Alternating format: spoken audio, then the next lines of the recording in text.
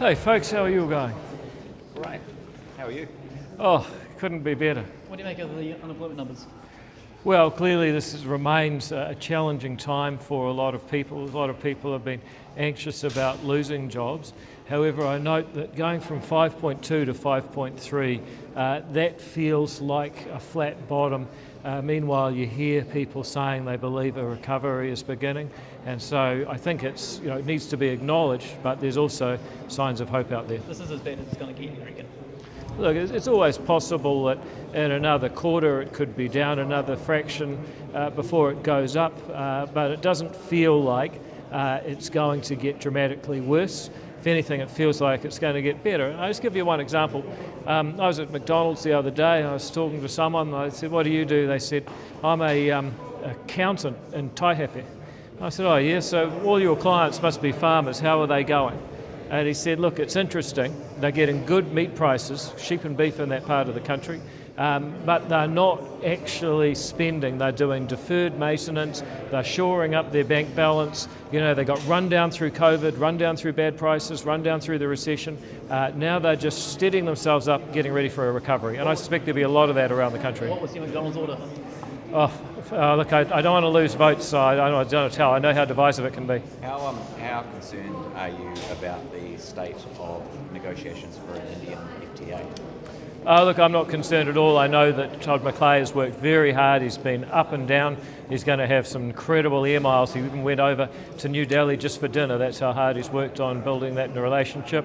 Sometimes it's darkest before dawn with these negotiations, but I'm confident we'll get there because it's in both countries' best interest. So are you saying that negotiations at this point are the dark before the dawn? Like, are they not good at the moment?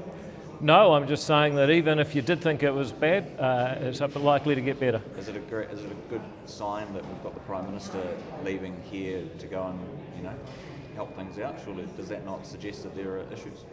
No, it might just mean that it could actually be very good news. So you'll find out very soon. Well, do you know which it is?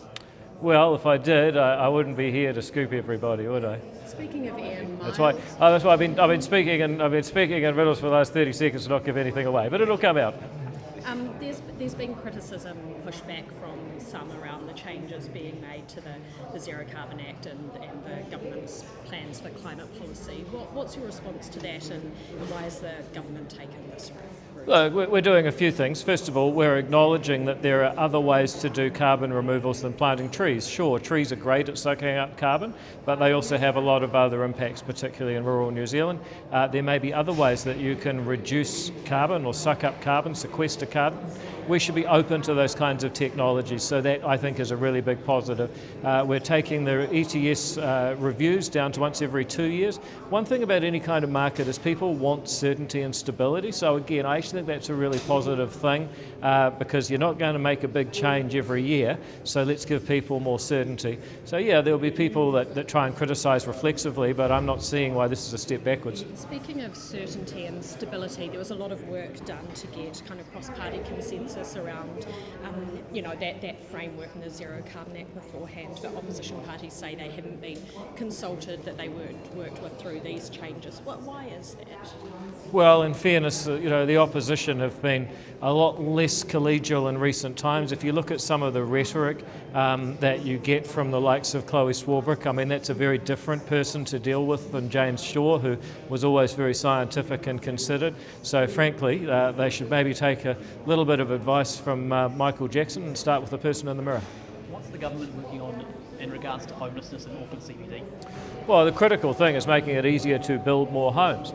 We're taking homes that are in expensive areas that actually don't hold many people, have the wrong number of bedrooms, and we're investing in homes, and particularly in community housing providers, that are in the right places with the right number of bedrooms for the right people. That means that you have fewer people on waiting lists. Remember, we've got up to 25,000 people on the waiting list for Housing New Zealand under the previous government. We've actually got that down. So, the key issue for homeless people is a home and the support services that surround that, and Chris Bishop's work and Tama Potaka's work is delivering on that. Are there moves underway to effectively ban rough sleepers from the Auckland CBD? No, it seems to be that the Labour Party knows more about it than we do. You might have heard Chris Luxon, the Prime Minister, in Question Time yesterday say, look, we actually don't have any cabinet discussion about this. I certainly haven't heard any cabinet discussion about this when I've been there, which is all the time, so not clear what he's on about. Mark Mitchell said this morning that it's something that Goldsmith is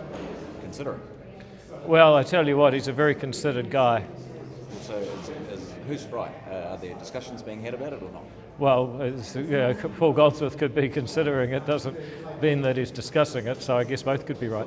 So there's been no talk with Goldsmith or between the parties about a measure like this? No, Goldie talks about a lot of things, hasn't talked to me about that. Is there something that ACT would be open to? Well, I just asked the question, what happens next? Things have to be practical, they have to work. So if you ban homelessness, where do people actually go? And that's why I said, you're better to actually build homes, engage community housing providers, get people a place to go. That's what actually works. Right, thank you very much, folks. See you later.